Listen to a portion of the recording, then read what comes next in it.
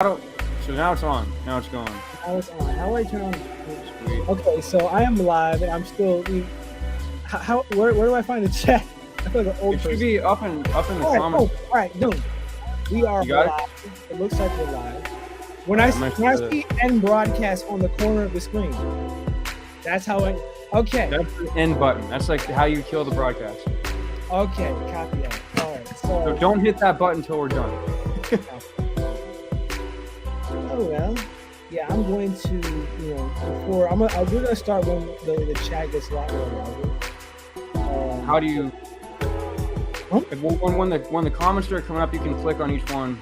It'll show up like under us, like down here. Okay. And if you click on the comment. Okay. Oh, good to know. Good to know. Very good to know. This real quick. Bada bing, bada boom. Just who's in the room, patient. Okay. I think I got it. We are live. Cool. Live. Already have a question. Wow. But we'll get that. We'll get to that in due time. We'll get to it. We had to get it set up because Xavier's never done a stream before. So I had to teach him. This is my first time. Put it like that. But yeah, man, this is the first time we're doing this stuff, dude. It's very exciting. Just, letting people. Dude, they're fun. I love doing live Q&As on this whole streaming service thing, whatever it is. Thanks, Jacob. He said clean thumbnail. Thanks, Jacob. Yeah, that's all him. That's all him. I didn't have any part in that. Oh man.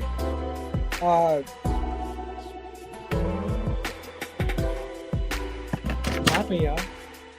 All good? Did you get on your story? Yeah, I put it on my story, and whatever happens for my mom's kid. She doesn't know I'm in the phone live. Yeah. I'm gonna just text her. Just be like, hey. Give us an hour. I'm live. Turn the music down. All right, hold up. I'm gonna do that right now. Is that better? I don't know if it's better or not. That was better. Anyway, let's get started, shall we? Hello, everybody. Yeah. Should I just go ahead and answer that question while it's up there? Well, yeah, you should. Yeah, go ahead. All right, I'm gonna click on it. All right, hey Gavin, I have two questions. Will the Green Goblin have his glider in the film at any point? Will you be uploading the 5 minutes of Lotus to YouTube that you publicly screened at the college? For the first one, we didn't have the budget to show the Green Goblin flying around. The Green Goblin's not a very big character in the movie, He's there to progress the plot forward and also provide context for the actual core of the movie, He's not like a huge character. Oh, Jacob said there's no music at all. Hold on, let me fix that. What that, dude? All right. 13, 14, 15. All right, anyway. Yeah. No, we didn't have the budget for Green Goblin flying around. It was an idea we had. We were like, well, what if we include that? It was too much. The Green Goblin's just there for context in the story. In regards to the 5 minutes of footage that we showed, I would say it's pretty spoiler heavy. I wouldn't release it to the public. It was very much just a private thing. I am going to release a part of it at some point. You'll see in the coming months my plans for that, but not the entire 5 minutes. I think that's too much to release. But I do plan on releasing clips from the movie in the future. All right. Yeah, so eat yourself off a cliff is here. What's up, Logan? How you doing, man? Yeah. Anyway, we're live. This is our discussion. The three topics we mainly want to talk about today is, of course, We Are Spidey spoiler talk part 1, as well as filming in New York and what our plans are beyond our projects. His being Lotus, mine being We Are Spidey.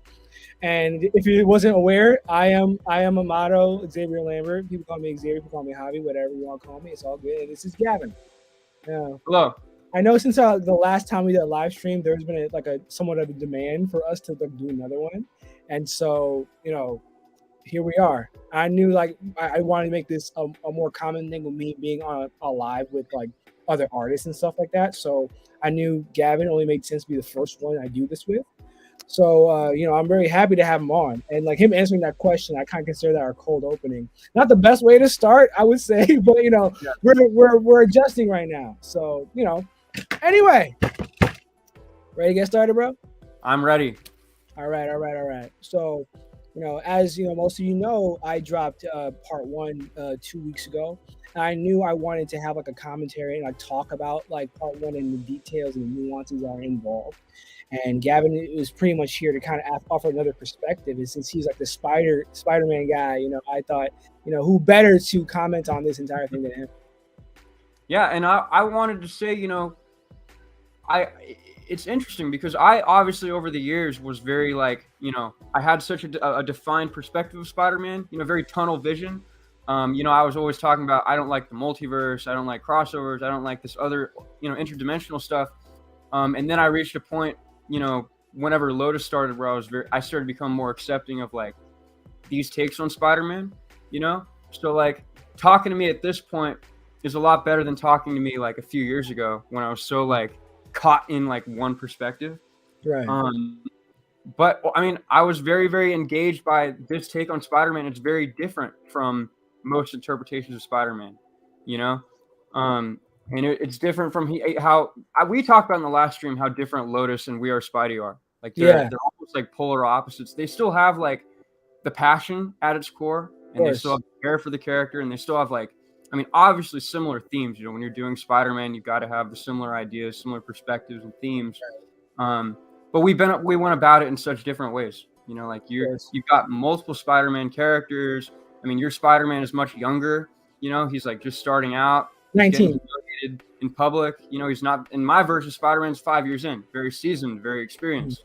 So we come from these two very different places. And I told you on the phone that I liked your Spider-Man kind of not really being the best at what he does right now. He's not exactly taking care of business very well.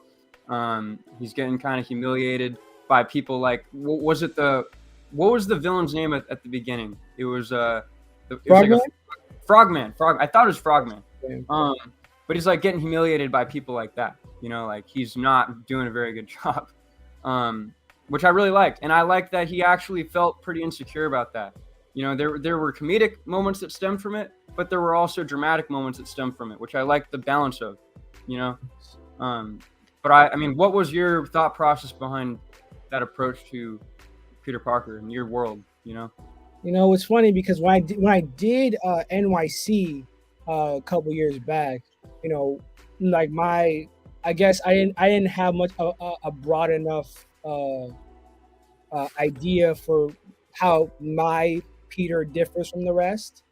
I mean, aesthetically speaking, there was a lot of differences. But as far as like the struggles he deals with, as struggles that he kind of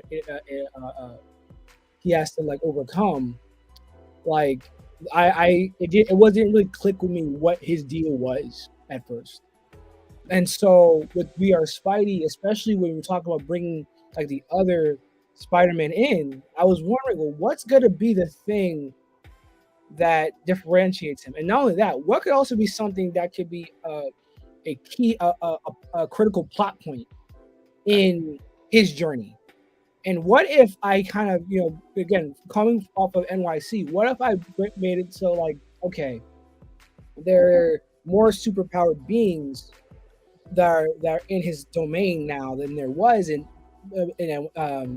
NYC, and he starts to show his ass after that. It's like, again, put him in a room full of thugs, of like random thugs, he's good, but like once it's another superpowered being, it gets more challenging. And like as they said, he's encountered Craven, who's in the series, Rhino, and then she said her cousin, and like there's that is a detail, that's an Easter egg for like a much broader story that will not be explored in We Are Spidey, but like that's just like a personal Easter egg for me. And I wanted it all to kind of just come to a head the moment like Venom and him meet. Mhm. It's like that moment. I wanted that moment to kind of just be like where everything for him changes, which it is. It kind of is because one, thrown into a portal, put into another universe. Two, this is like this is his bane. This Venom is his bane, and Well, it's yeah, I mean, like he's very in over his head. You know, he's right, very unequipped for something like this, and you throw him right into the mix. You know. yeah. It's like 1 year in, I'm already getting thrown into the multiverse. Like, dude, like Peter had like the classic Peter had time to Yeah. build to that, and I'm just like, bro, like this is I'm just getting started. You could Mhm. argue kind of like Miles from Spider-Verse kind of probably had that too, but like, Mhm. I feel like at least in Spider-Verse, Miles was thrown into a different world. He was in his world, and other people were brought to him. Yeah. So I feel That is, like yeah, yeah, very interesting differentiation from Spider Verse. Yeah, that because it is kind of flipped. You know, yeah, yeah, like you said, you're being thrown into a different world than as opposed to them coming to your world, right? And also, I like that. I mean, how much do you want to say about the Spider-Man characters he's going to be introduced to? before I get to that, I'd like to answer Jacob's question. I'm gonna answer that question, but Jacob asks, "How do each of your Spidey Spider-Man feel about Tony Stark?" Uh, it's not too spoiler heavy. The only Spider-Man that he has like that has contact with Tony is mine. My idea was that like they like because like in like the MCU, Tony is a mentor figure to Peter. In this version, I wanted to kind of go back to more classic comic book iterations where they're much more like rivals in a way. Remember in much earlier comics they were rivals, and I wanted to like double down on that by making them roughly around the same age. I mean, Tony is actually 5 years older than Peter, as opposed to like any big age gap and stuff like that. So if anything, he's like an older brother.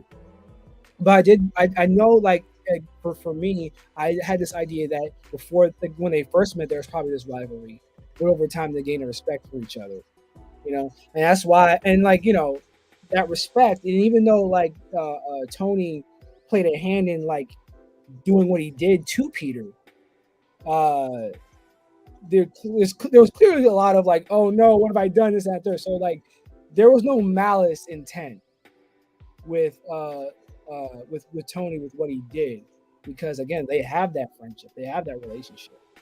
You know what I'm saying? If anything, I would kind of say my comparison with this Tony and this Peter is kind of like Booster Gold and Blue Beetle. That's how I thought of it at the very least. But that's the end of but that's the end of my answering that question. What was your question, Gavin? Well, I was going to ask about you know, what is your approach to the other Spider-Man characters if you want to talk about that, or if you want to wait for part two before you get into that? Well, there's things I could share. Peter, classic Peter Parker, and I've spoken, I've told this to you before, but he's much more he's a more confident Spider-Man. Mhm. And I know, like when I initially wrote "We Are Spidey," I initially had my friend Will uh, in the role, and if you ever see my friend Will, I've done cosplay with him many times. He's a lot more lanky, a lot like taller, and he's like a lot closer to my age. I mean, he is my age, But when he had to step down, and I got uh, Jacob Covert. That's the classic Spidey. Yeah. It kind of made me rethink how I'd approach him because Jacob, he is a very fit dude, and he's a lot older than me. He's around like 26, 27 right now, and so I had to rethink, how I was gonna write the character. I feel like that helped the story, if anything, where it was like there is now this age gap. Not only is there this age gap, but also there's like a different demeanor because I'm more of like the insecure Spider-Man. I'm more of like the young like out of his league Spider-Man. This guy Right. again, he's kind of like Peter Perfect from Spider-Verse, Chris Mhm. Pine. Yeah, and that's why I brought it up, because I didn't know if you wanted to talk about how the Spider-Man that he encounters in the other world is he's a lot more confident and sure of himself, as opposed to what you very much showed of an insecure Spider-Man who's not very good at what he does. You're drawing that contrast to each other. Yeah, Yeah. and again, this is my Peter's perception of him when he meets him. That's his perception, you know. But no Peter's perfect. Not saying we're gonna see his imperfections like played out on display, but like just because he's good now doesn't mean he was always good. He had to work for that. He had to work towards that. And as far as Miles is concerned, my idea he was like a year and a half into this whole gig. Like Miles in my universe, he's 17. Well, not my universe. In this series, he's 17. So he's a little bit more experienced than my Peter, but not by much. So they're both kind of coming at it in a slightly in a much more like new approach. You know what I'm saying?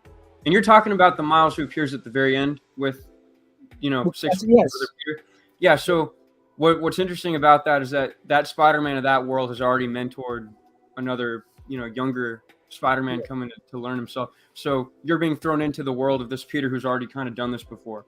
Which I mean, I'm sure you explored that in the series, of like, this is already, he's done this before. He kind of knows more of what he's doing, Yeah, man. And again, that would be going to like some spoilers and stuff like that. But yeah, hell yeah, I'm excited for Across the Spider-Verse. Oh my god. Yeah, man. It's gonna be amazing, dude. Like, like no funny. I am really I wanted to release like at least part 3 or 4 in June, but like I want to make sure I don't overlap with Spider-Verse, because I last time I released something around the time a Spider project was coming out, it didn't really end well. I released the first trailer for your Spidey during the No Way Home premiere, and I just didn't get the momentum that I thought I could have had. I mean, you live and learn. It's gonna be a great. I mean, it looks phenomenal. Yeah. Real quick, I'll give my perspective on it. One of my, some that I talked about over the years, on Twitter or wherever, was that one of my not problems with Spider-Verse, just what I think it could have, developed more, was the theme of anyone can be Spider-Man, but I was wanting them to emphasize more the consequences of putting on that mask. That's what Spider-Man's all about, is you get power, and the decisions that you make, have major consequences for good or worse, right? The origin of Spider-Man is all about, he's given this power, he uses it for the wrong reasons, and everything goes wrong, right? He loses his uncle, he understands the weight of his decision, and then he learns, he has to live with that mistake for the rest of his life. And I think that's one of the core, fundamental elements of the character is, yes, anyone can put on the mask, but the mask and the power comes with consequence every time, So and the movie certainly explored that, with Kingpin, he's someone who had the power of accessing the multiverse, right? But he used it irresponsibly, it caused issues. But I like this movie from the trailer. It seems like it's leaning more into Miles's flaws and making mistakes. There's got to be a reason why the whole Spider-Verse is going after Miles, right? So he must have made some sort of mistake with his power, right? So he's going to learn the weight of being Spider-Man. You can be a hero, but it comes with sacrifice, it comes with loss, it comes with consequence. So it feels like they're going to fulfill that aspect of what the mask really means. Yeah. And I think even the tagline for the movie is, it's how you wear the mask that matters, right? Yes. I think, or something like that. And I love that. Like, that is such a beautiful addition to the first movie. Anyone can wear the mask. It's how you wear the mask that matters. That's a perfect bridge. It's the perfect segue. And so I'm very, very, I think I'm going to like this better than the first one, because it does seem to be leaning into the aspects of the character that I prefer, and that I'm more interested in. You know. Yeah, for me, it's like that's an uphill battle because like the first one is like top 500 movies for me, you know. Right. But we'll see. We'll definitely see. Yeah, I see questions here. My friend Hudson, if you guys could add any other multiverse Spider-Man, what would they be? I have my answer, but I know like you say you're not really the multiverse guy, so you know. Yeah, I mean, like like I've said many times, I'm, you know, my Spider-Man, I prefer to be down to the ground, you know, someone who could realistically exist in our world, you Mm-hmm. know. Obviously spider powers are unrealistic and that probably would never happen, the radiation and everything. But I very much prefer when it's like, you know, very realistic, grounded in reality. The technology is limited. You know, for me, I like when Spider-Man's got web shooters, he's got his belt, and that's like about it. He's very much using his wit, his powers, and whatever minimal things that he has, you know, to make things work. You know, I don't like when, say, Spider-Man's in a battle and he's like using like drones, or he's using like some sort of weapon he created to overcome the fight, as opposed to using his wit, using his intelligence to get the upper hand. You know, I would prefer the wit. You know, thinking on his feet and having to improvise. That's what I prefer. So, all that to say, you know, there wouldn't be a multiverse Spider-Man in my version. You know. Yeah. Well, for me, people who know me know this, but if I were to ever get the opportunity to do a Queer Spidey Part 2, which by the way would be years from now, Spider-Gwen is priority. Like as far as an additional character, Spider-Gwen is a priority. Because well, one, you know, I think she's awesome. Two, I feel like there's a lot of story potential there. Because, you know, let's say, you know, like my classic Peter meets like Spider-Gwen or like has an interaction with Spider-Gwen and stuff like that. Like he has to deal with the, oh, you're Gwen, but you're not my Gwen.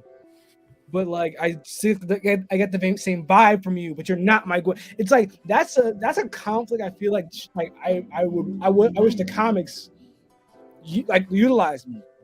You know what I'm saying?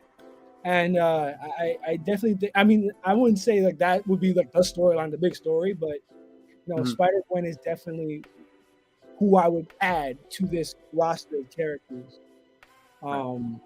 If I ever got the opportunity. If either of you could change something about the character Peter Parker, what would you change? If not, what's something that you still want to see in a Spider-Man story? Well, for me, one thing I want the character himself to change as far as like, you know, like what he's about, more so the stories he's putting. One, Marvel does this thing where they like to like bring him back to basics like every like 5 or 10 years, and I feel like it's tired. At this point, I feel like Peter should have been a father already, married to MJ and stuff like that. And like Renew Your Vows is a perfect job with that story and stuff like that. But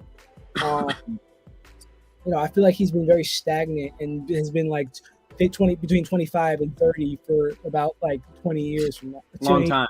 Like a very long time. I'm like, all right, come on. But another thing I wish they did more with Peter Parker is like focus on his mental health, the mental health aspect of his character. Like really kind of dive into like, hey, yo, like, you know, what does this do to a guy? And I do. And one thing, if I were to do like a separate Spidey project, based on my character, I definitely want to like really dive deep into his survivor's guilt when it comes to everything. It's like, yeah, I mean, that's what motivates you. That's what keeps you going. But like, you know, should you blame yourself? Like, I think that's a question I definitely do want to like, you know, tap into. You know, because I feel like that's a conversation I feel like not many stories really tapped into. Like, yo, like, yeah, I mean, you know, I respect that you feel responsible, but like, objectively speaking, should you feel responsible? Right. You know, dive into more of the flaws in Peter's perspective is skewed. You know, something I've talked about for many years is he is trying to live up to something that cannot be lived up to, right? Like he has this image of Uncle Ben that he kind of projects the perfect man onto Uncle Ben, right?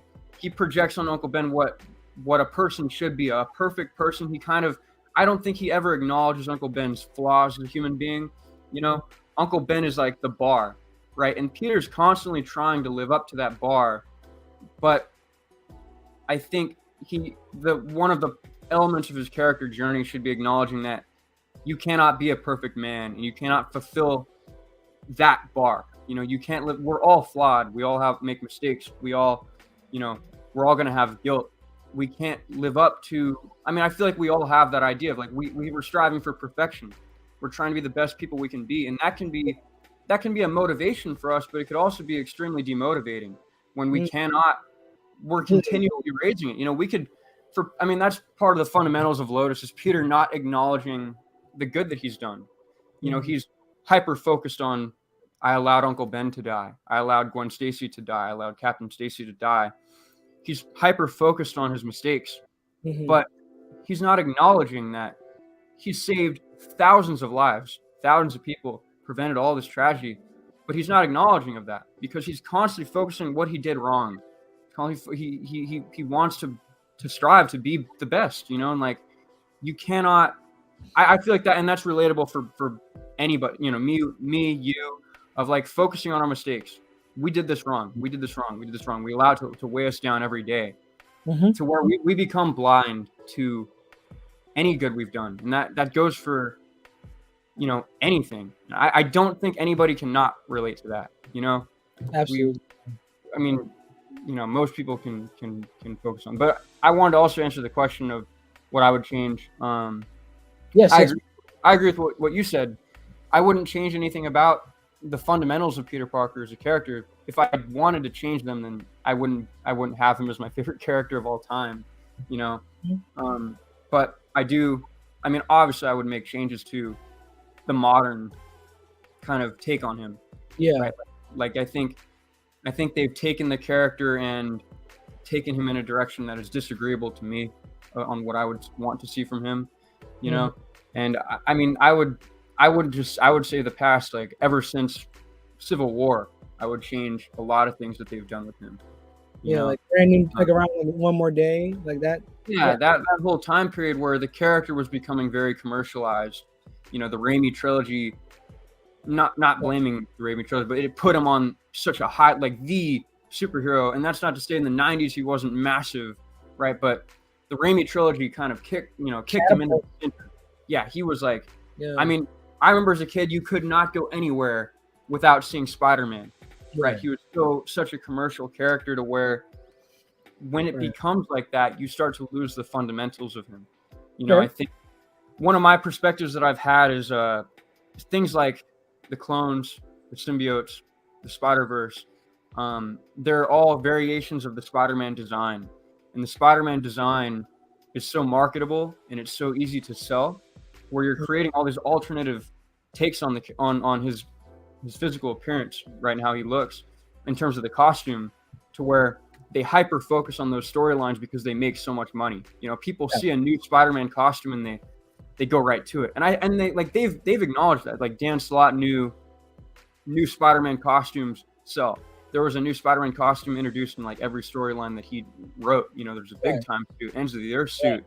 You know, there were all these costumes and they sold. You know, they were selling a lot of comic books because they were introducing so many different designs on the character. And like, that's something that I don't think is driven by a passion for it can be driven by a passion for the character, like the Spider-Verse movie. You know, that was purely driven by passion. But I think the fundamental idea of, you know, creating such a broad amount of Spider-Man characters, it is driven by money majority of the time. You know, that's kind of something I've talked about on Twitter before.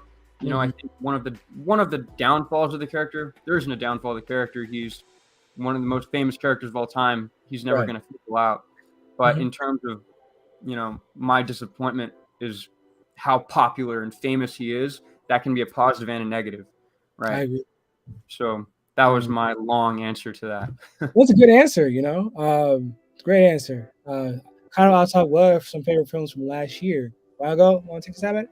Yeah, I'll go ahead. I mean, two of the 2022 movies that released became in my top 10 movies of all time. That would be Elvis and it was Everything Everywhere All at Once.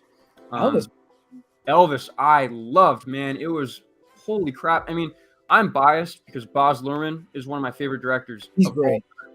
I mean, he did Great Gatsby and Underrated. yeah, underrated. 100%. Is underrated.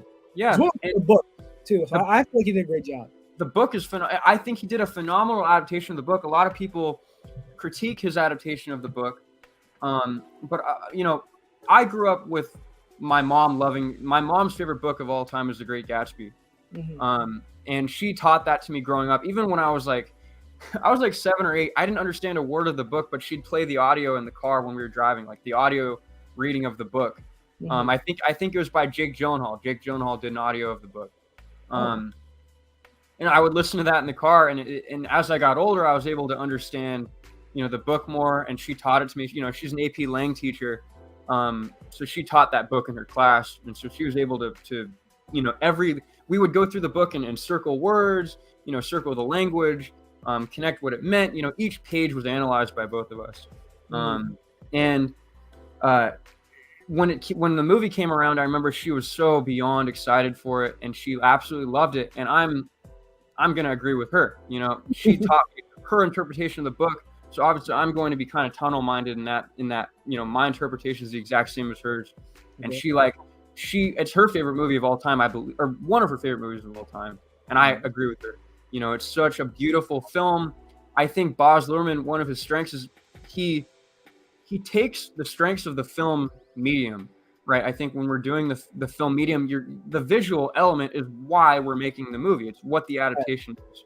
You know, the camera is so important, the transition, like the actual filmmaking is, you know, why it's a movie in the first place. Because I think the classic interpretation of Great Gatsby from the 80s, there was nothing entirely special about the filmmaking.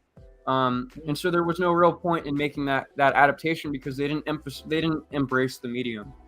Baz Luhrmann put emphasis on even the smallest details of the book. You know, you can see the camera focusing on Gatsby's ring, focusing on the green light, you know, all of the symbols of the book. And it's such a phenomenal, I don't know why I'm going on a tangent about it. But Elvis is made in you know, it's the best of Baz Luhrmann put into a film. Austin Butler, I don't even Austin Butler looks like Elvis, but his performance makes you completely ignore that. You know, it's funny because like when I see Austin Butler now, I'm like always like, oh, it's crazy that at one point I saw he was like iCarly. He was the guy who couldn't sing in iCarly. So like seeing him now, it's like you've come so far, dude. I know, and I was talking to Warden about that performance, and Warden said that he left the theater so depressed because he knows that he will never be able to give off a performance that good. You know, he was like, that is the bar. Oh, you know? Man, don't say that about yourself, bro. Come on. No, I told him, you know, chill out a little bit. But that's what he was saying. You know, me and him are just so like, just absolutely captivated by that performance. That's what an actor should strive to be. You know, that what Austin Butler did for Elvis. I agree. But that movie, I mean, it's the perfect storm. It's a lightning in a bottle. You know, it's just so. I mean, I didn't care about Elvis before. I didn't ever pay attention to Elvis before seeing the movie, and the movie caused me to go on this huge research on him and learn about him. And the movie's just beyond incredible. And Everything Everywhere All at Once. I mean, come on. I think everybody was all over that. Let's be real. You know, like that movie's a masterpiece. In my opinion, it should win the Oscar. It's one of those movies that are life-changing for you.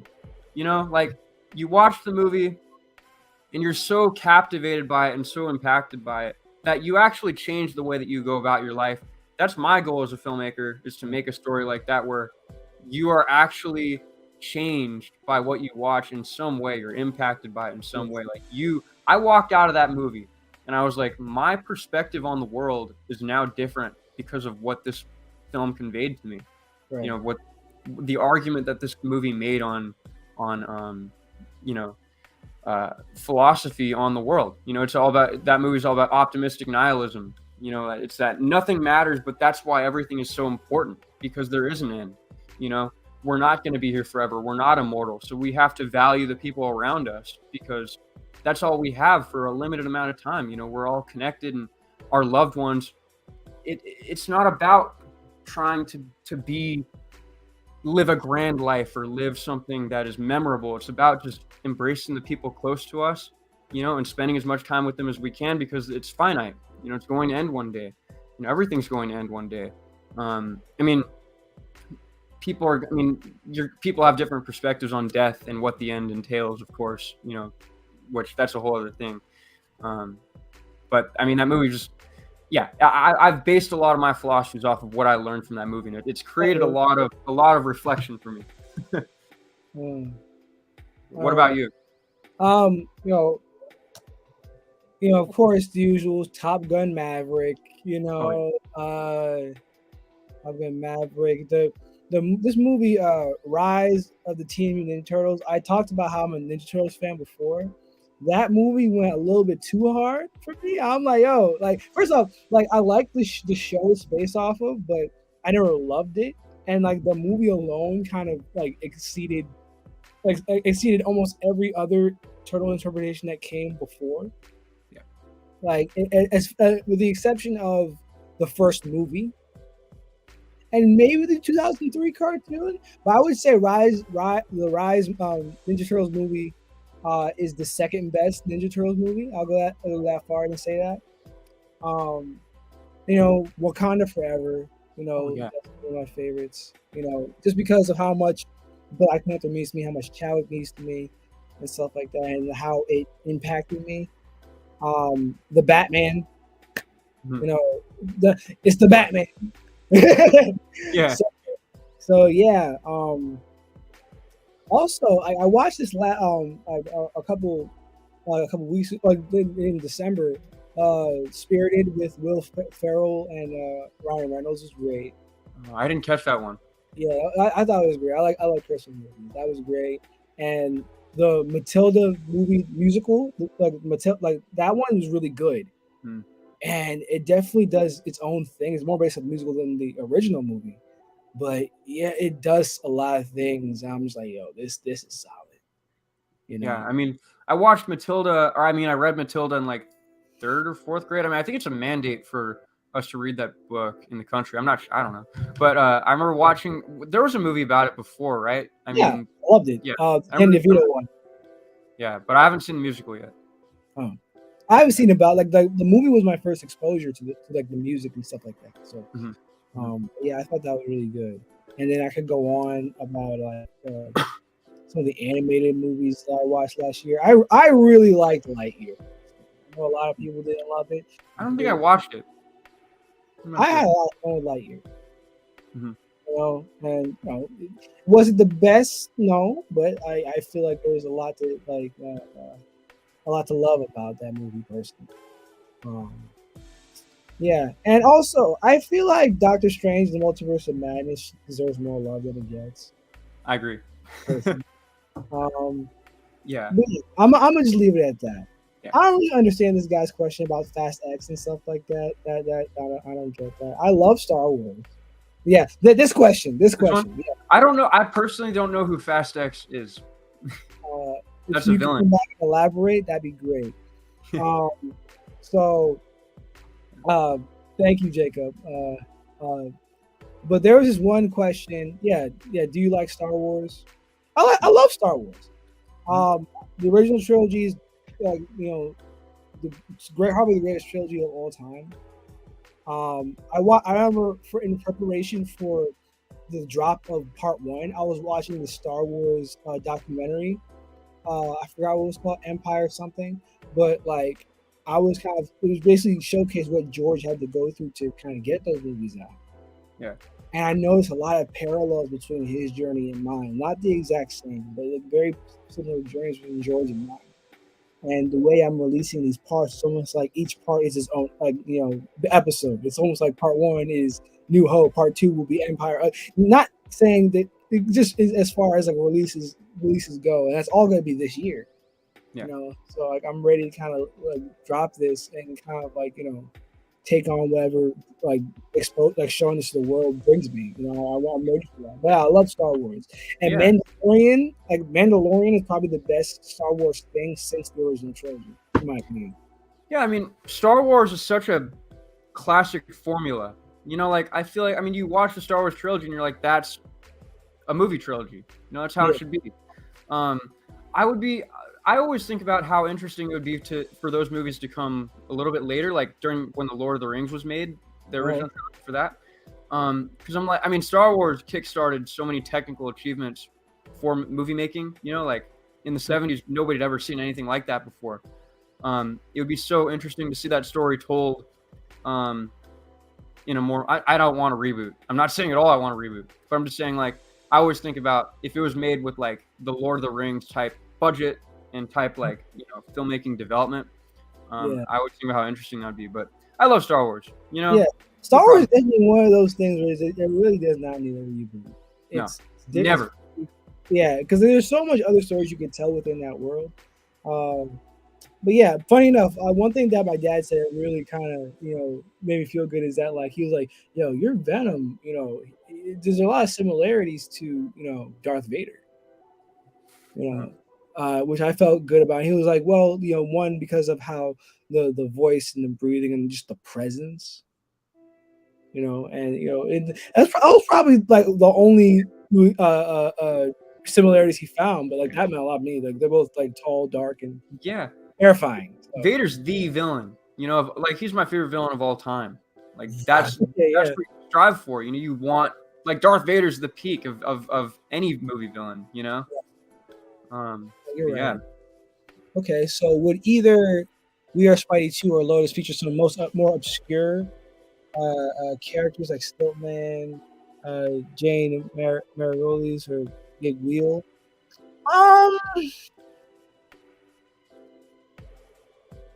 You answer that question. I have to really think back because I filmed a lot of shit.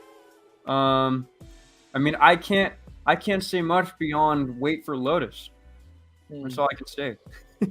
That's a good question. I feel like Frogman was the most obscure character in this entire series. I feel like Frogman is definitely and not no spoilers, but there is an original character that is connected to a big name in the series, but I'm not gonna. That's all I'm gonna say for now. I want to go back to this question. Hey guys, do you have post-credit scenes in your film? There are post-credit scenes in some of the parts. I think the only part that doesn't have a post-credit scene is 3. With you? No. Lotus is very much contained story, from beginning to end. With the character of Spider-Man, it's such a long-spanning thing to where stories can always be told with him. So, of course, the movie allows for the roots to be placed for things that could be later explored. Just not that I'm planning on doing that, but I kind of I don't want to go too far here and take up too much time. But I was going to say that one of my inspirations for writing the characters and understanding them was to go to their end. Like Harry Osborn, I read Child Within and found his ending and thought how did he end up here? What were the roots that led to this? And that's how I wrote the characters. So there's nothing like Lotus is very much beginning to end, contained story, no post credits or anything like that. So don't expect that to happen. Yeah. I could have answered that because we've talked about it really well. So. Yeah. Let's see whether John, my friend Will. Speaking of Will, who I mentioned earlier, he's in this chat right now. What other genre films would you either consider filming next? I told Gavin, and like I do want to use this question to kind of transition us to one of the other topics, which we talk about like what's in the future for us beyond Spider-Man. I've told Gavin that I do have a project that I'm currently like brainstorming and writing that is a camp-based comedy. And it's definitely comedy, and there's hints of like adventure and horror and suspense there as well. Which I told you'd excel at comedy because of We Are Spidey. Your comedic deliveries in We Are Spidey are like phenomenal. You ain't seen that yet, bro. No, that's why I'm excited. I don't know. Remember, we talked about last night that it gets more. There's a certain part of the series that becomes more comedic for a little bit. Yeah, I'm excited for that one. Yeah, man. But yeah, you can answer that question. Yeah. I mean, I personally want to explore every genre at some point in my career. You know, I'm only 19. There's so much life to live, and I talk about that all the time. Like we are just now beginning. You know, I've only made my first movie. I mean, of course, I think drama is my favorite genre ever. You know, I think it provides the most amount of room to explore the mind, and it's where I can put the most of myself into. Um, but I would love to do like a horror project because I think that's where you can have the most fun on set. You know, you can do the most unique things on set, and really push the limits of filmmaking technique because you're trying. That's where you're trying to evoke legitimate fear from the person watching. I just watched a scene from the movie Smile earlier today. I think it's called Smile, and I don't want to spoil, but it's so unsettling. That film as a whole. I felt legitimate. Like horror should make you legitimately cringe in fear. You're like, oh my god! Like actually, you want that reaction. You want to make the audience feel uncomfortable. Yeah. You know. So I would love to explore that genre at some point. Yeah. But I think everything. Everything. I think this part of me does want to do everything as well. I mean, again, like I said, even though like there's a horror aspect to this camp movie I want to make, I think horror is definitely the one I'm kind of like, I don't know if I ever do that, but who knows? Like definitely, I do want to do a lot of action movies, a lot of comedies, romances, epics. Yeah. And I would love to do a satirical comedy. I think you can actually provide so much commentary through satire. You know, like social commentary. Yeah. Like Zoolander, Tropic Thunder. You know, stuff like that. Where I mean, I think there should be a purpose to everything that you make as a filmmaker. You know, even if it's not like the most complicated, complex, in-depth, nuanced thing of all time. I think you should always be looking to say something with your work. You know, I think satire is a very useful way to convey certain ideas. But that'd be another thing that I'm interested in, you know? Yeah, and I would, by the way, I would love to make a movie that's loosely based off of my experience making this project. That deserves its own story, you know, but yeah. Yeah. I like this next question. Josh Keaton or Yuri Lowenthal? Josh Keaton. Let's be real. Yeah, it's like I feel like Yuri Lowenthal is definitely like him and Josh Keaton are like up phenomenal, right? But Josh Keaton has the edge. I just feel like he's just got it. He like when I read a comic, that's his voice that I hear. Josh Keaton is literally that guy. You know, like he's just the peak. I mean, Christopher Daniel Barnes is my personal favorite, but they're both that guy. You look it up. You look up on Google that guy. Yeah, Josh Keaton and Christopher Daniel Barnes come up. Yeah, you know.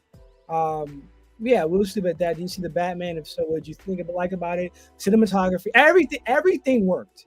Everything worked. Like the cinematography, the acting, the sound, like all of it, and like its accuracy or like its liberties they took with the Batman mythos. It was all fantastic. There's no weak point for me in the movie. I want to answer this as fast as possible because like I know like there's so much I have to get through and there's so many topics to talk about right now. But yeah, the Batman, it definitely is a perfect adaptation to me. It's the perfect superhero movie or a comic book film. Yeah. You want to answer that? Yeah, I mean, there are two things in particular that I wanted to highlight. Number one, what I most liked about it was that he's in costume pretty much the entire movie. You know, even when he's standing still with Gordon, or just doing anything like walking around, he's in the suit. I love that. I love when the character's in his costume the entire time. I love that. Second thing that I liked, especially, was the Thomas Wayne plot. They did something unique with it while keeping it true to the mythos. I mean, same thing that the Flash did with Harrison Wells being Eobard Thawne. They trick you and they play with it, but they're still true to it. It's still Eobard Thawne reverse Flash, not Harrison Wells reverse Flash. The Batman makes you think Thomas Wayne might be this corrupt guy, and it turns out he made a mistake. And the narrative kind of switches back and forth. That was one of the things that I loved about it. Those are my two biggest things. Yeah, I've been wanting them to really tap into the Thomas Wayne potentially corrupt storyline for the longest time. I feel like it's so fascinating. I'm happy they did that. Anyway, who's your favorite filmmaker, director, favorite actor, and why. Okay, I don't have a favorite director. I have a few. Sam Raimi, Ryan Coogler, Spike Lee. Those. I feel like if I had a top three, those three would be that. Sam Raimi, Ryan Coogler, and Spike Lee. My favorite actor, Chadwick. Chadwick Boseman's my favorite actor. Yeah, I mean, for me, I think my favorite director goes back and forth between Spike Jonze, who did Where the Wild Things Are, Her, movies like those. It goes between him and Baz Luhrmann, who I already talked about why I love Baz Luhrmann. In terms of Spike Jonze, I love him because he makes everything feel so grounded in reality. He's very like where the wild things are. The creatures feel like very tangible. You can touch them. You're there with them. He highlights he takes the obscurity of things and makes them feel normal. I always talk about the short film I'm Here that he did with Andrew Garfield. He plays a robot in that movie, and it's an obscure concept, but you just see robots walking around LA. You see robots around LA begging for money. They look like they're made out of spare computer parts. Like I said, he takes obscure,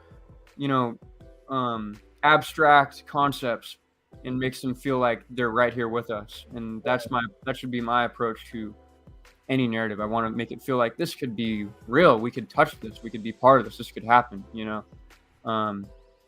So those are my two. And then in terms of actor, damn, I mean, I'm going to be really, really, really generic here and just say like Joaquin Phoenix. I mean, come on. I love the guy, but everybody loves Joaquin Phoenix, so nothing really unique there. Yeah, let me also throw in this Brad Bird as one of my favorite directors. Brad Bird is definitely one of them. It's just like, because I love about each of these directors, like Sam Raimi, obviously his visual style and his like very campy and very like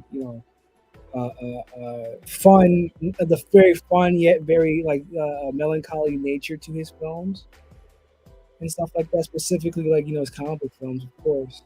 And there and like obviously like his camera movements and stuff like that, what he does and how he cares so much about the characters he's like filming, the characters he's like creating, and like I like, and like as far as horror movies, I don't like a lot of horror movies, but like his horror movies, like okay, like you got me here. It's like he's such a genius when it comes to like genre bending and tone shifting. Like Raimi, definitely inspired that moment in part one where we go from the Venom kind of coming into Earth 1613 and like the sound of music, and then going straight into like me dancing in the camera, like just kind of like that shift. Yeah, he inspired that. Yeah, his tonal balance is absolutely incredible. The Raimi trilogy is like, it never feels out of place. The Doc Ock horror scene is like, so it should feel out of place, but it feels so naturally ingrained in the movie. Yeah. And as far as like Coogler, Bird, and Lee, Spike Lee, his social commentary, just the stuff he does, like in like the messages, he can be very heavy-handed, but like more often than not, he's very good with that heavy-handed nature. And one of my favorite films is Do the Right Thing, and I just love that. There's not really a plot, there's just like a circumstance, and the characters adapt into that circumstance. Oh wow, yeah, love it. It's one of my favorite movies. Definitely. And Coogler again, Black Panther, Creed 1, Fruit Roll Station, Black Panther, Wakanda Forever. Like, this guy's just on a roll, and he's been like, I just love how he tells Black stories. I just love that. It's just like I love how he can like come into a world that he created or he inherits, whether it be Rocky or Marvel, and just give it his all. And give it such a grit to it. Yeah. Love Ryan Coogler. And again, Bird, there's like Brad Bird. I love how versatile he is with animation, with live action. And even though he thrives more in animation with, Incredibles, Iron Giant, and Ratatouille, Mission Impossible, Ghost Protocol. What I'm saying? I know a lot of people didn't like Tomorrowland. I thought it was okay, but like I feel like the majority of his work is phenomenal. I definitely do feel like if anyone should direct a Superman movie, it's him. That's how I feel. I would love to see that. I would Brad, love it. But yeah. And as far as Chadwick Boseman, my favorite actor, is like he's the actor I've always resonated with since the moment I met him. Like not met him, but like found out about him.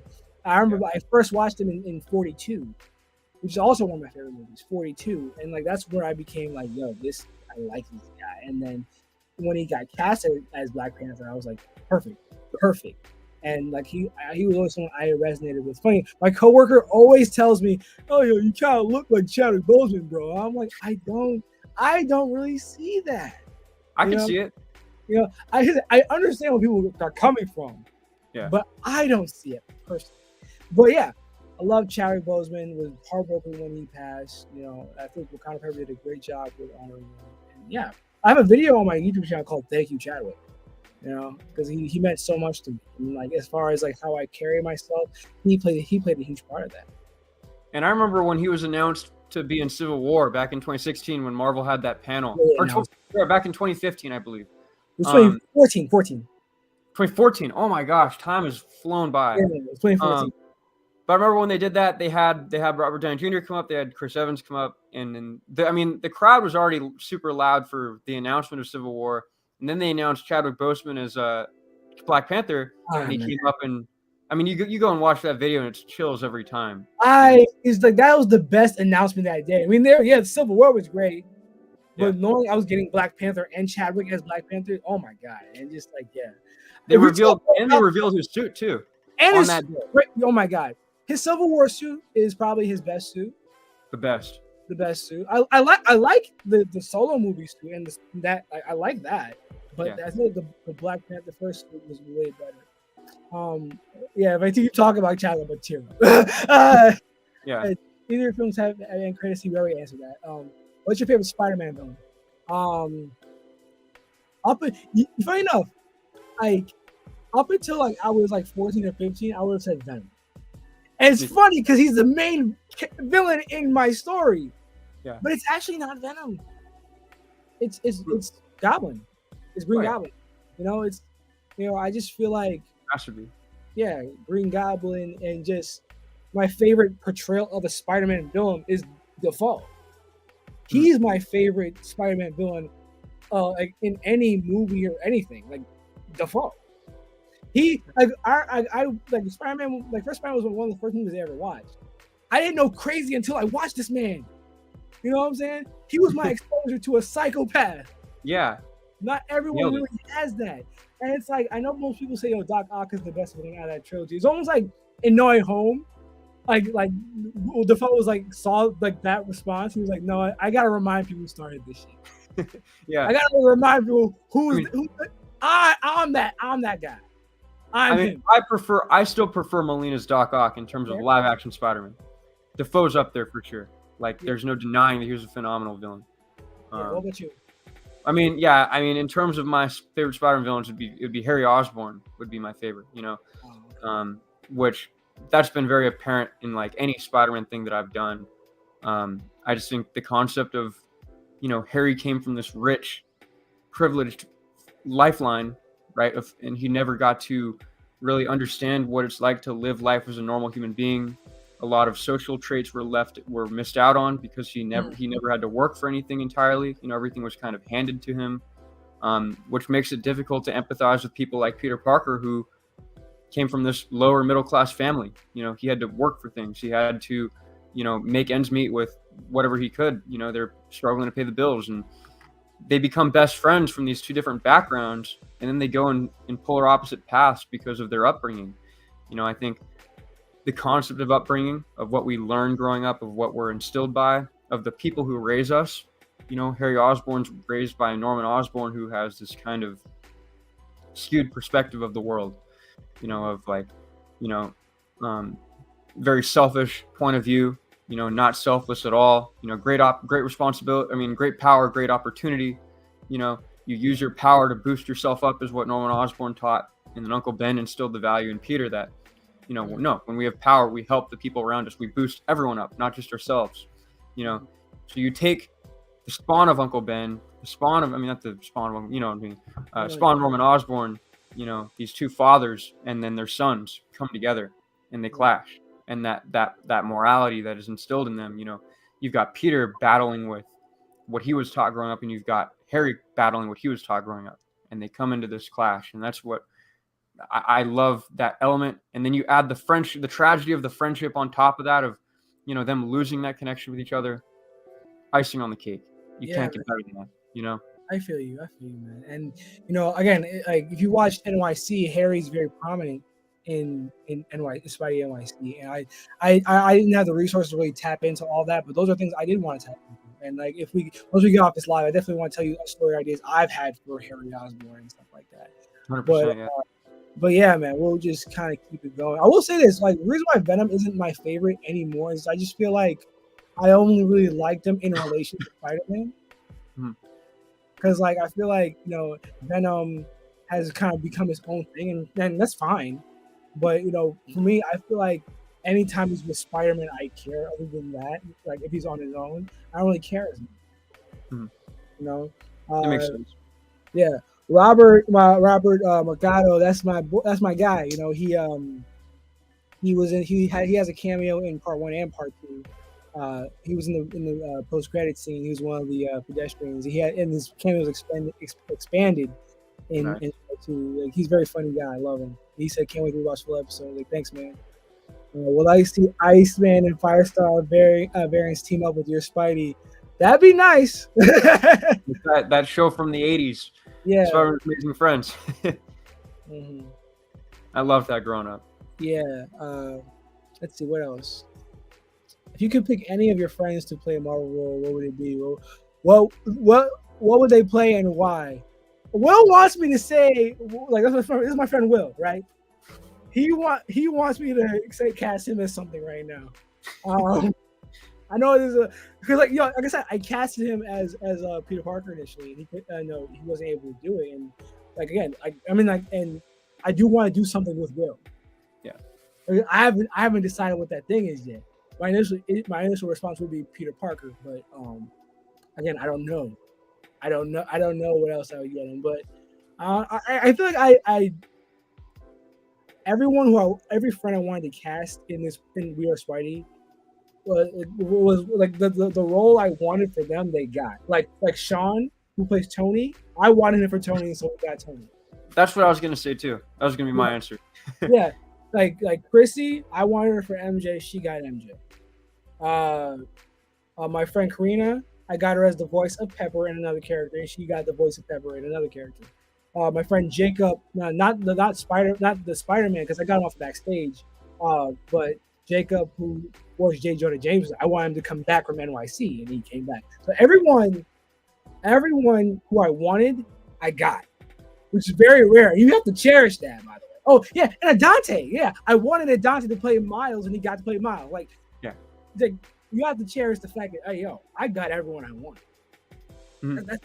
That's just a great feeling. Yeah, I mean, I was friends with Sean. I was friends with Warden. They both got the roles that I wanted for them. So it's like I wouldn't change anything. If the characters didn't exist, who would your movies be based off of? Yeah, sorry. If he didn't exist, I mean, I don't know. Are you asking what this concept, this series is going to be based off, or what movies I'd like to make if he didn't exist? Because whether it exists or not, I still want to make all those other movies I want to make. Like I said before, I wanted to work on this camp comedy after We Are Spidey. And I told Gavin that once We Are Spidey's done, I'm going to go full steam ahead with that thing. And I want to drop a Kickstarter. And anybody who wants to see what I can look at We Are Spidey and be like, hey, this guy can really do this stuff. I mean, I wasn't the cameraman, but I cast everybody. I wrote the project and stuff like that. And I co-wrote the project. And I do feel like I have more of a grasp on this whole filmmaking thing. Like I said, like I told Gavin how much footage I have, and like I said, feature length type of footage as far as like how much I was able to get. So I definitely feel like I would be more trusted to make something now than I was when I started with Spidey. Because I feel like if I do a crowdfunding for the next project I do, not only get more money for production value, but I also pay my actors, which I've been wanting to do for a long time. Mm-hmm. You know, that was a long-winded way of answering that question, but I don't know if you had an answer for this. Well, I mean, like, I actually want to just take a different perspective to the question of, I think with or without Spider-Man, you and I would still be doing this. We'd Yeah. still be making movies, telling stories. I tend to think we're all born into the world to find our purpose, to discover it ourselves. It's unfortunate when people, they miss their calling or they don't discover what they're here for. Yeah. I fundamentally believe that you and I are meant for telling stories. Yeah. For me, I can speak for myself here in that I don't feel like I would be fulfilled. I don't feel like I would be happy if I was not making movies. It's what I'm going to be doing the rest of my life.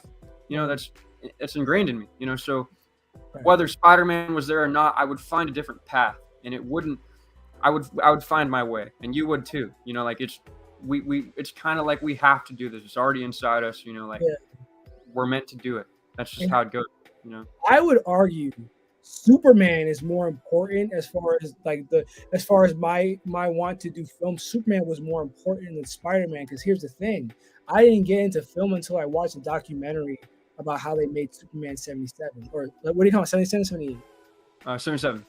Yeah. Wait, I 78, I think. Yeah. I didn't get into film until I watched a documentary how that movie was made, and that was like when I was like 5 or 6. Yeah. So Superman, as far as like getting me into film, was the guy that got me into this whole thing. But if it wasn't for him, I wouldn't have done this. Even though Spider-Man is the one the character I'm filming right now, Superman was the guy that just got me into film. That's why I love Superman. I love Superman. Yeah, he's always going to be up there. Yeah. I actually question people who don't like Superman. Yeah. This question says favorite Spider-Man comic book artist. I said this before: Mark Bagley, Sarah Pichelli. I would say Humberto Ramos as well, and Ditko. Yeah, I mean, I always go with John Romita Sr. When I think of Spider-Man, I immediately think of that art. Right. He really defined Spider-Man after Ditko. He defined what Peter Parker looks like. He defined what Harry Osborn, Mary Jane, Gwen looked like. He defined Spider-Man's costume. That will always be my go-to.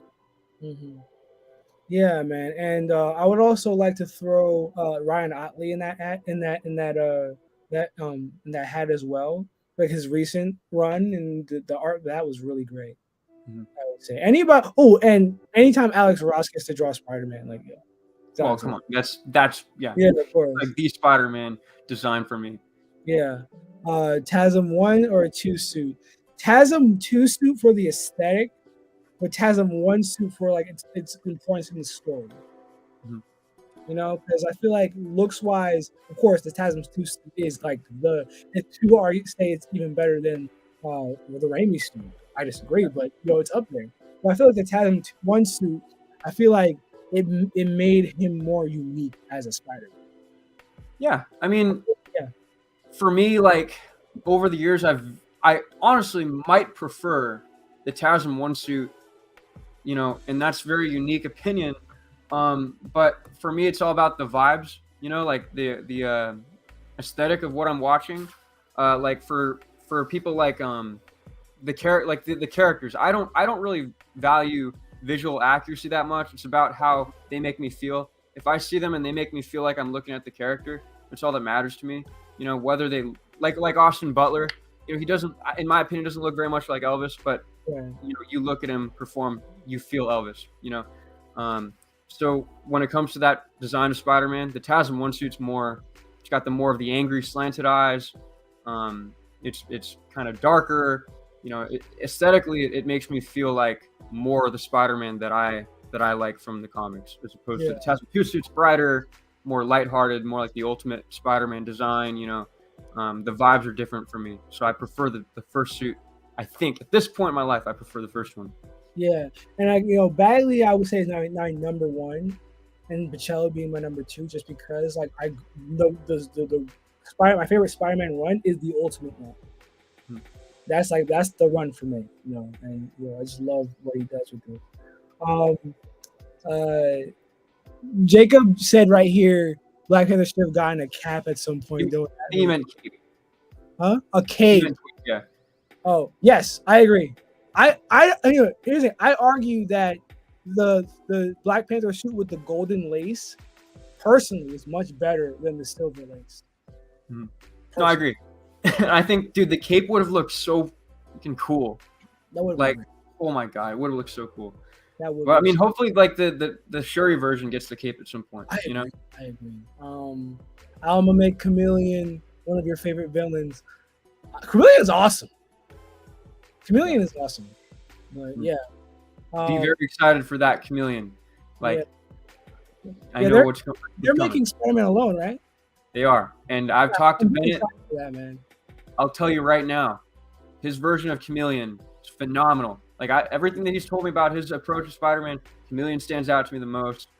You know, I'm gonna do a Q&A with him in a couple months with Bennett. Yeah, for sure. So I'll let him elaborate at that point. You know, I can't wait for that, man. Aside from filming, we're gonna see an album drop soon. I said this before. I'm making an album for the We Are Spidey and also other music and stuff like that. But like that's all I'm gonna say for now. Would you do a trivia book based on the movies? Sure. Yeah, why not? Yeah. Would you do a trivia book based on the movies? trivia book. I don't know. I'm not sure. I don't know. I mean, I if anything, I would probably do like a documentary of some sort as opposed to like a book. I don't know. Yeah. Isaiah's here. What's up, man?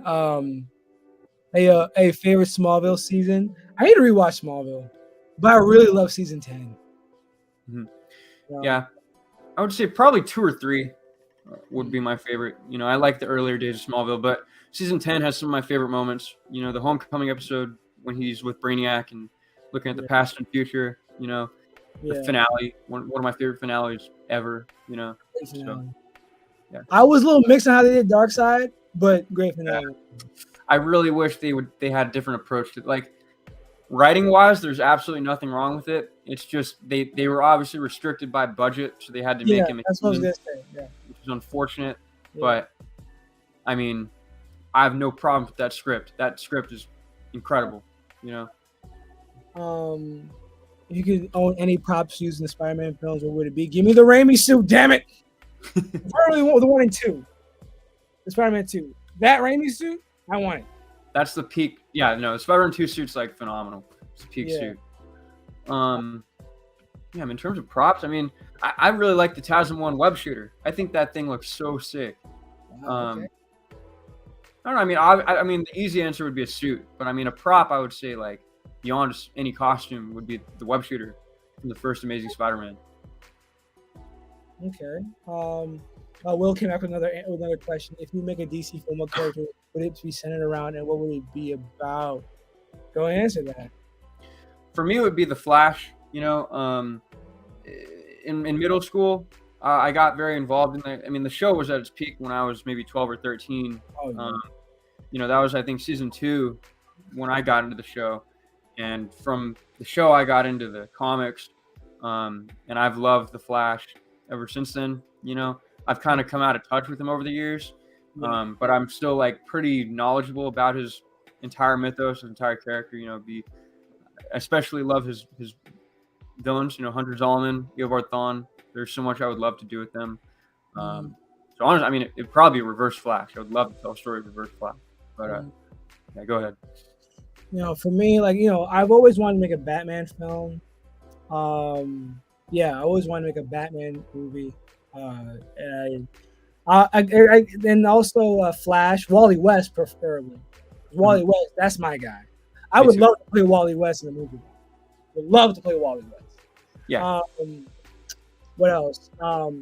But the one movie where I definitely see me making is like a Superman movie, just based off of like my history with Superman. I had a feeling you'd probably say Superman. and you know, because I had this idea where it would be when he was like more like around like a teenager in Smallville, and it would flash back between that point in time where he like starts being a hero in the present day, That's just the idea I had, you know, and I would love to kind of tap into that point of the character's life in a movie because we haven't really done that yet.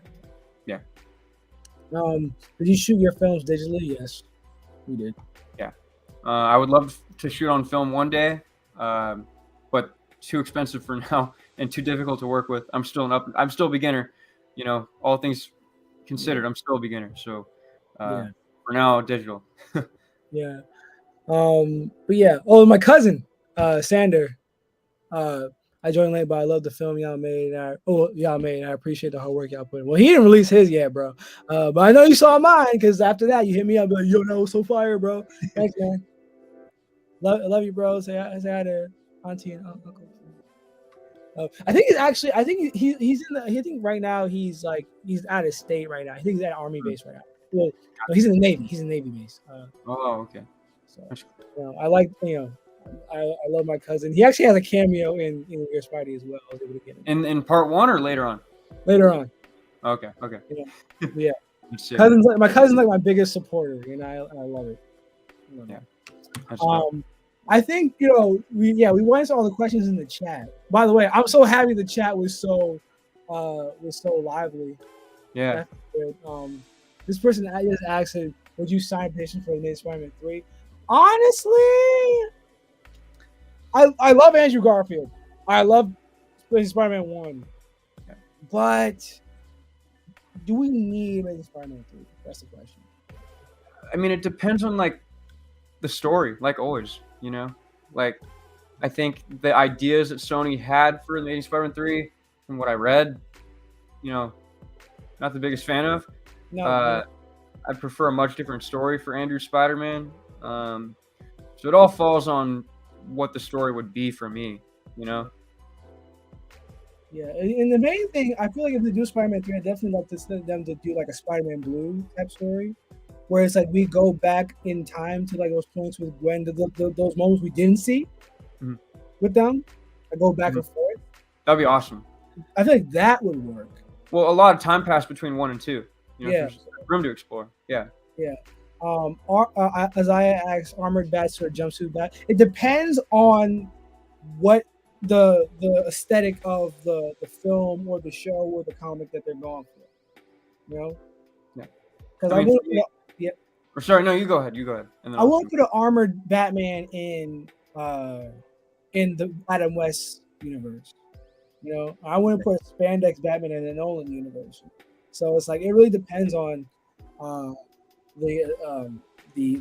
universe we're set in. But I will say this: my favorite bat suit of all time is the Noel suit, the Leah Barmeo design.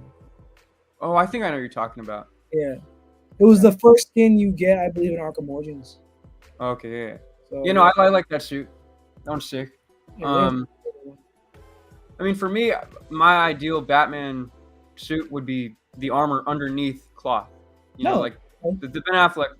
I think Ben Affleck did that, where there's armor underneath, and then the outside is like a different material, like more of a cloth type material. It's not cloth, but it's like that type of material. That's my ideal Batman design. So kind of both, Okay.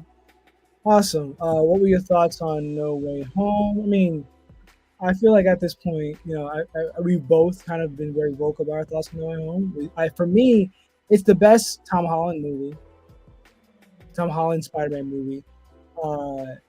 As far as like its ranking in favorite Spider-Man movies of all time, I definitely have like Spider-Verse as number 1, Spider-Man 2 as 2. Number 3, I would put Spider-Man 1, and then I would put No Way Home as 4. So like it's definitely, I hold it into high regard. Yeah, for me it's like I think I have Spider-Man 2, Spider-Man 1, and then I think interchangeably Spider-Verse and No Way Home. They go back and forth a lot. So. I wanted to real quick address, there are a lot of questions about the Lotus release date. I just want to say I don't have an update on that. I do not. I'm not going to announce a release date until the movie's done. And you can read more on my the update I put on Indiegogo. Yeah. Go to Spider-Man Lotus Indiegogo. Go to the updates. A lot of details there. If you want to check that out. Yeah. As I just said, I think No Way Home has him 3 irrelevant. The last time we saw Andrew was when he got his closure for Gwen's death. Obviously, yeah, I mean that's a fair point, dude. Fair point. My friend Hudson. I mean, did you want to comment on this comment? No, I mean, I pretty much agree. You know, Okay. I mean, no, I don't have much to add there. Okay. What would you guys say your favorite Spider-Man storyline that you would love to adapt to film? You go. I mean, Child Within. You know, it's my favorite Spider-Man story ever. That's with Harry and Peter. I talked about how much I love that dynamic, what you can explore with that. Without a doubt. And Kraven's Last Hunt, I think, so much visual potential Kraven's Last Hunt has. You know, I'd love to adapt that. What about you? For me, like, I don't really want to adapt any story. For me, it's like I get a lot of fun, especially given I'm dealing with I work with a different version of Peter Parker. I like the idea of like doing different things with him, doing different stories with him, his own versions of that. So like I wouldn't really adapt anything, really.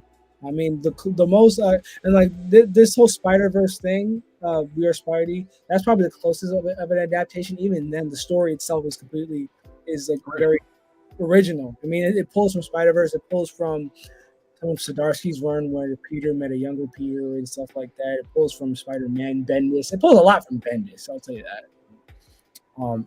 It's very, very original. You know. Should The Simpsons end? No, my niece needs something to keep her busy. Yeah, I've never watched The Simpsons, so I mean, I have watched The Simpsons, but it's not something that I'm very passionate about, you know. Yeah. Isaiah said he would make Spider-Man blue if he wasn't making the Friendly Neighborhood Spider-Man. Check out Friendly Neighborhood Spider-Man when it comes out. I'm in it. I'm playing Electro. Oh yeah, that's right. I completely forgot about that. Yeah, check that out. But yeah, man. One thing we didn't really touch upon was how it was like to film in New York. I know you did want to talk about that. Yeah, I mean, go ahead first, because like you were the outsider coming in, and I've been in. So. Yeah, I mean, I remember. I don't know if I talked about this in our last podcast, but I remember driving in the van, and the city comes into view. You know, it was a 19-20 hour drive, and I look out the window. And it's this massive city. And let me tell you, I've been to LA quite a few times. I know what a big city looks like. New York almost doubled or tripled that. Oh, yeah. You know, it's unlike anything I've ever seen before. I remember stepping out of the van and I'm looking around and I'm seeing, you know, what I had been swinging around in Spider-Man video games for years, you know, Spider-Man PS4, Spider-Man 3, whatever Spider-Man game. I'd seen the city many times before. I never could prepare myself for actually being there, you know, like looking up and seeing this overwhelmingly tall skyscraper. Not even LA felt like that to me, you know, and it just like blocks and blocks of those massive buildings, you know, and pedestrians walking around, car horns, like everything that you expect from New York. The generic New York in movies and TV is real, you know, it's not exaggerated. That is New York. But I think the difficulty of filming was almost, you know, the dangers of being in that big city. You know, there's a lot of, you know, you have to watch out for everybody. Everybody's got to be in a group. You know, if you're alone, it's very, very, you know, especially for girls, you know, we had to take care of and watch over, make sure the girls in our crew were good, you know, because I remember. Yeah, when they're alone, you know, I mean, yeah, we told that story, but when they're alone, people are gonna pray. That's just how it is, and that's the unfortunate reality of filming in that city, you know. But I think it brought everybody together more, being able to watch out for each other and take care of each other, you know. But there's always that looking over your shoulder in New York, you know, and that's why you have all the superheroes based there. There's so many you know, corrupt people there. You do need the superheroes there. I think it gives people a little bit more hope, especially, you know, living in New York and witnessing all of that. You know, you can kind of escape into this world where there are heroes there to stop that, you know. But yeah, I think it was definitely a unique experience, you know. Man, you know, and I like hearing you talk about your experience, like in New York and stuff, like, or like going to New York, because it's like, again, like I this is all I know. New York is really kind of like this is it for me. this is my city. Like I walk through it all the time, and I'm like, yo, I underestimate how much wonder someone from the outside could have while being here. Yeah. You know, and like filming in New York, like doing that was definitely a blessing. Like I said, it's like a backlot. Like, New York is a backlot, you know. Yeah. And I feel like I kind of cheated when I did We Are Spidey because there was so much at my disposal. Yeah. You know, and that's why the footage, you know, a lot of what I film, it doesn't really feel like anything. It doesn't feel fake. It feels real because I'm actually here. You know, and like I remember like while editing part one and all the other parts, part one specifically, I remember me and Clayton, who was my co-editor for part one, I told him like, listen, man, one thing we gotta get down is like the ambiance of New York. We gotta make sure that's you hear that within We Are Spidey part one, and I want to carry that with part two, three, and four. And you hear the ambiance of New York because like if you remember New York, you know what the outside of your window sounds like. You know how it sounds like going through the streets. You know what I'm saying? I wanted that to be featured in this. And you're lucky that you had that and knew what it sounded like. Because for me, editing the movie, I'm like, damn, I don't know what it was supposed to sound like, you know. So I had to learn and develop from there. You got to you knew you've been there. You understand what you feel like, you know.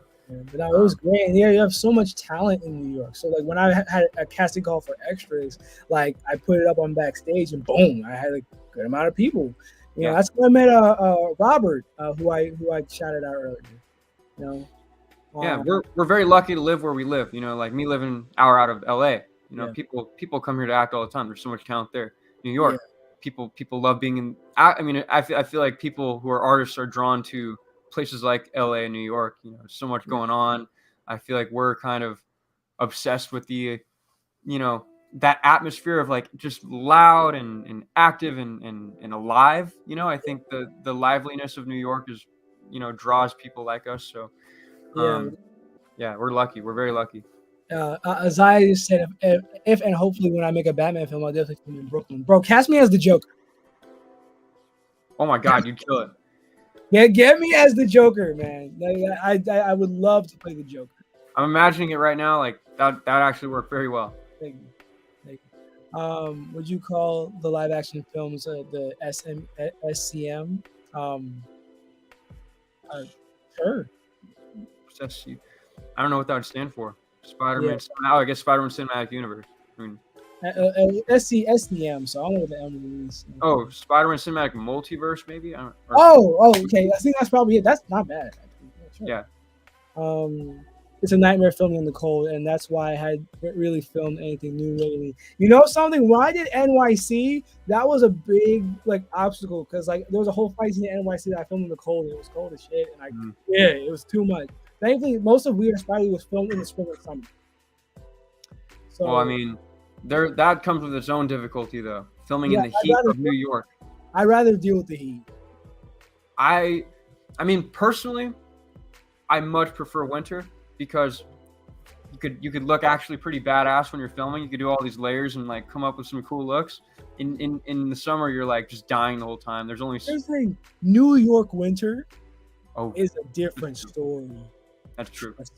Like, New York winter is its own beast, dude. Yeah. I mean, I did not get to experience New York winter, so I wouldn't be able to comment. I did experience Arkansas winter, which, I mean, it was pretty cold. You know, there was some snow because we did the minor reshoots a couple months ago. I mean, it was unique for me. I've never filmed in the cold like that. How cold does it get in Arkansas?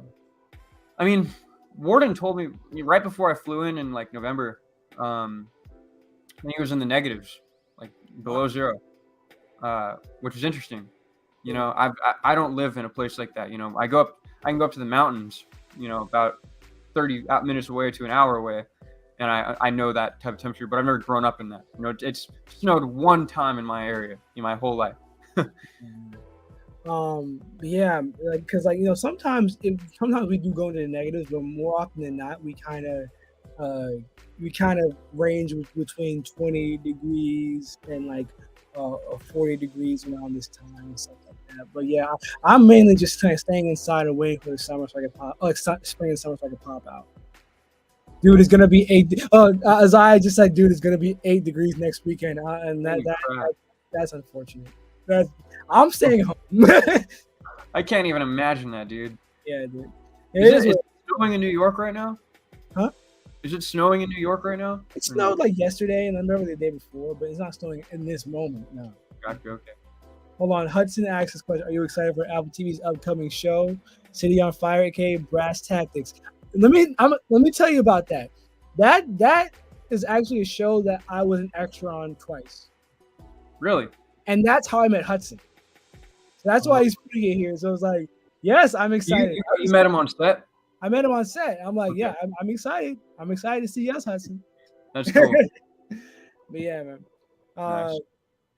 Would you see Andrew wearing the advanced suit? I could see Andrew wearing the advanced suit, but I don't think it would work within his story. But like, I see Andrew in the suit. I see him. He looked good in the suit, but I don't think he would wear the suit. He shares a resemblance to John Bubniak in a lot of ways, so I could see it. Yeah. And I think that's about it for now. But before we go, I did want to really kind of go into like I'm gonna give us like a good like 5 or 10 minutes. I want to go into like the future. You know, we alluded to what I wanted to do after We Are Spidey. I really want to kind of go into the future of filmmaking and stuff like that. What's in store for you? What's in store for me? Stuff like that. So, do you want to elaborate? Yeah. I mean, I always get questions of, are you going to do a Lotus sequel? What's your next fan film? Stuff like that. And I wanted to clarify that Lotus is the only fan film that I'm going to be doing. I have always been interested in telling original stories. I wouldn't be able. First of all, I wouldn't be able to make a living off of existing IPs. No, it's not possible. I've lost thousands of dollars to Lotus. Not a complaint at all. I'm in love with the movie, but it's not sustainable.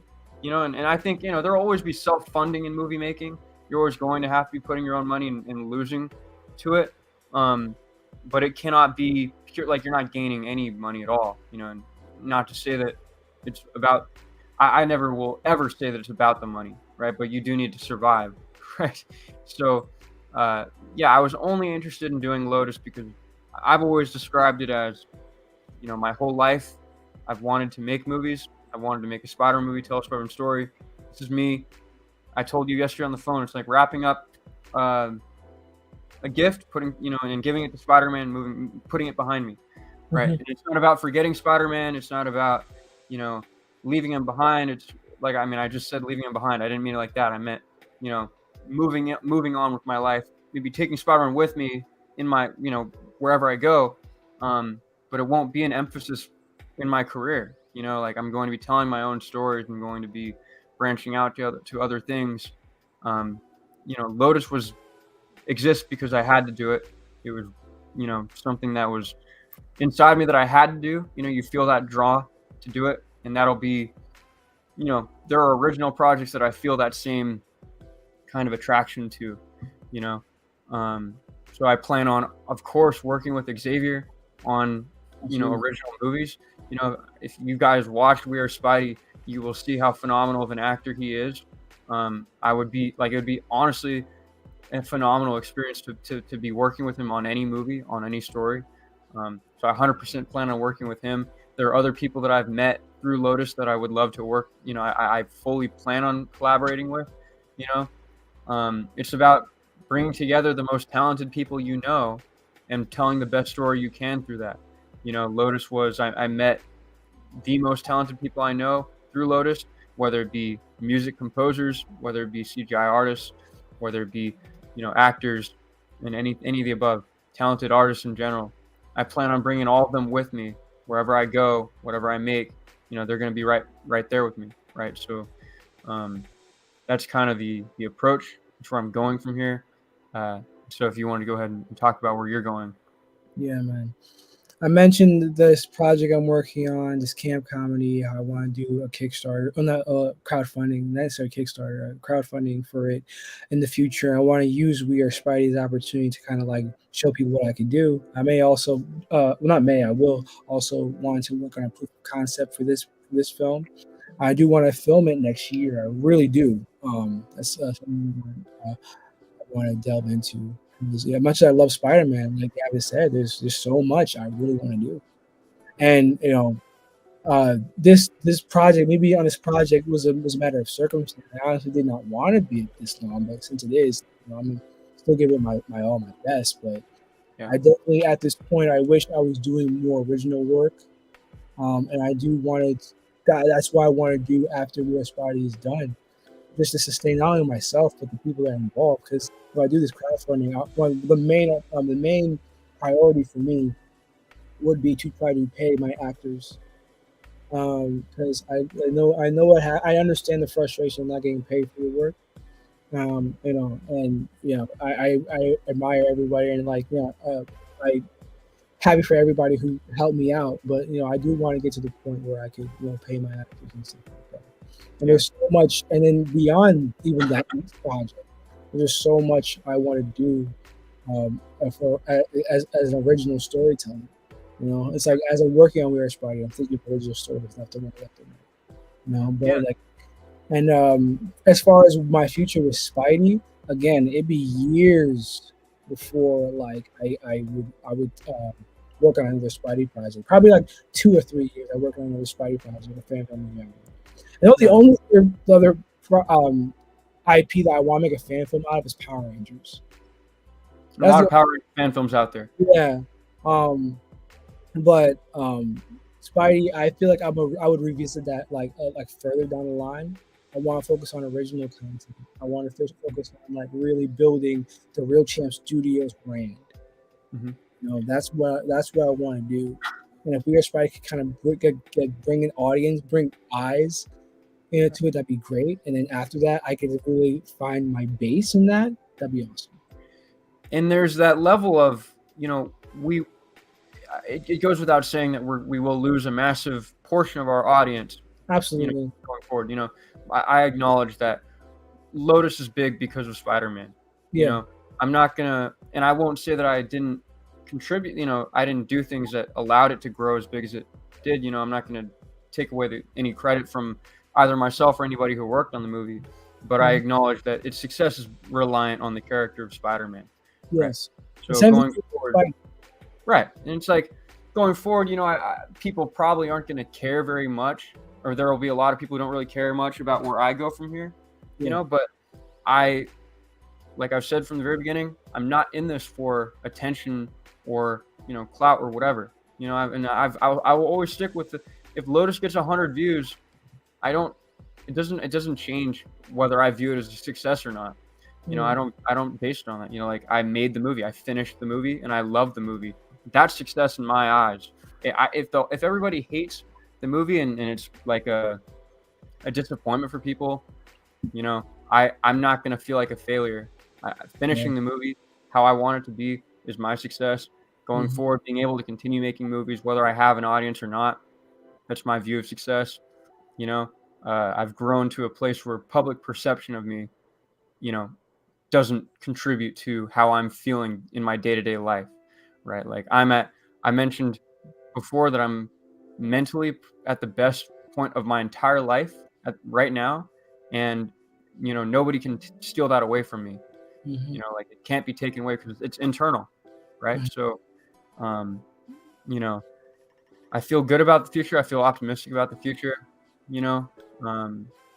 There's a lot to do. There's so much life to live. Like I said at the very beginning of this stream here, we have a long way to go, and this is the very beginning of that. So, there's a lot to do and a lot to learn, and you and me have learned a lot in the last. So, I mean, this movie has shaped my character. I wouldn't be who I am right now without this movie. I feel like I've gone through an entire, just so much development in such a short amount of time. I've grown up very quickly, and I'm so appreciative of that. And whether Lotus, succeeds or not, other people's definition of success, it doesn't really matter, because what I've learned from making this movie is the most valuable thing I could ever ask for. I've learned how to make a movie. I've learned how to manage things. I've learned how to talk to people, communicate with people. I've learned how to become confident in myself. Like the lessons I learned from making it are forever valuable. You know, no matter what happens with the movie after I released it. Completely agree, man. No, you're absolutely right, dude. Like all that, yes to everything. And before we sign off, as I said, I might do a Batman after friend neighbor Spider-Man. Yeah, cast me. All right. But last thing I want to leave people with is when to expect part 2 of Real Spidey. I want to release it late March, early April, and I'm letting my my composer Jared, who's amazing, do his work because like part 2 of Real Spidey is practically done, and like part 1, I'm gonna be editing it like to the very end, but like the big chunks of it are done, you know. But now it's a matter of getting that score done, and I'm gonna let Jared do his work because he did great things with part 1, as you guys see, you know. But yeah, Sweet. that's how I would like to leave it. Thank you all for tuning in to this chat. I'm pretty sure the next time I do this, we'll be a lot more focused. It's definitely a test run. I'm very thankful for Gavin for letting me talk to him and him coming on. You know, I'm very happy how all this turned out, and I love the flood of questions. I love the engagement. It really means the world to me. Yeah, thanks for having me on, man. I mean, I love talking about things I'm passionate about. So any opportunity I get to do that, I grab right at it, you know. So I appreciate you. Yeah, and I'll make sure to upload segments of this whole conversation on my YouTube channel if you don't want to sit through the entire thing again. I know definitely that last part of the conversation will be very valuable for people. Hey, Jose, bring me on next. I got you, Isaiah. You'll be on this thing for sure. All right, Gavin. All right. Thank you, guys. Thank you. I'm out of here.